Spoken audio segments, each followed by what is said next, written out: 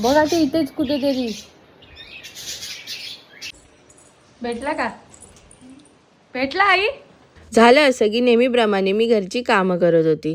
आज माऊसाठी डब्बा नाही बनवायचा होता म्हणून माझे कामं हळूहळूच चाललेले. काल पप्पांनी येताना मक्का आणलेला, तर विचार केला सकाळी तोच तिला शिजवून देऊ, आणि तिला आवडतो पण शिजवलेला मक्का खायला. आता ती असा अख्खा मक्का कसा शाळेत घेऊन जाईल, म्हणून मग मी तिला मक्का चांगल्यापैकी सोलून दिला. ह्याची एक लाईन काढल्यावर सगळा मक्का बरोबर सोलून निघतो, तुम्हा सर्वांना तर माहितीच असेल. आणि हा डब्बा तिला श्वेताने आणून दिलाय. ह्या डब्याचा जो स्ट्रक्चर आहे तो एकदम बर्गर सारखा आहे, पण त्याच्यात आपल्याला भाजी चपातीच भरायची, कारण तो बर्गर नाहीये.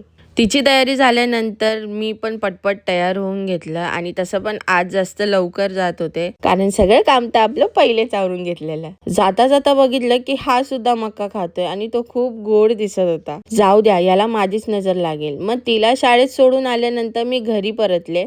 तिला शाळेत सोडताना एवढं ऊन नसतं, पण तिकडून येताना एवढं ऊन असतं की एखादा माणूस पागल होऊन जाईल. मी तर वाट बघते की कधी पाऊस येईल. घरासाठी कौलं मागवलेली, तर आल्यानंतर बघितलं का ते दादा ठेवत होते, तितक्यात आईकडून एक शॉट झाला. तर झालं असं की ती चिमण्यांना जेवण देत होती, ती चुकून पिंजरा तिच्याकडून उघडा राहिला.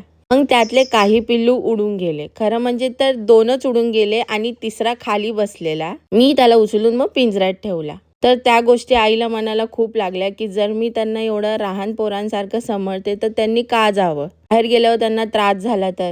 मग मी तिला समजवलं की आई, आपण एखाद्याला खूप जीव लावतो, पण त्यालाच जर आपल्यासोबत नाही राहायचं असेल तर आपण त्याला जबरदस्ती नाही करणार ना. कारण पिंजरा उघडा होता, पण त्यातले सगळे पिल्लू पळून नाही गेले. याच्याने एवढं समजतं की ज्याला आपल्यासोबत राहायचंय तो कसाही राहतो, आणि ज्याला नाही राहायचंय तो कसाही करून निघून जातो. त्या गोष्टीचा मग एवढा लोड नाही घ्यायचा. तसं पण बोलतात ना, आने वाले को वेलकम आणि जाने वाले को जगा कम. मग तिचा मूड रिफ्रेश होण्यासाठी मी तिच्यासाठी तिच्या आवडत्या वस्तू खायला आणल्या. खाऊन झाल्यानंतर मी माऊचा प्रोजेक्ट करायला बसले. 20 तारखेला फादर डे आहे, त्याच्यासाठीच मला ग्रीटिंग कार्ड बनवायचा होता, आणि कसा बसा करून मी तो बनवला. मी तुम्हाला दाखवते.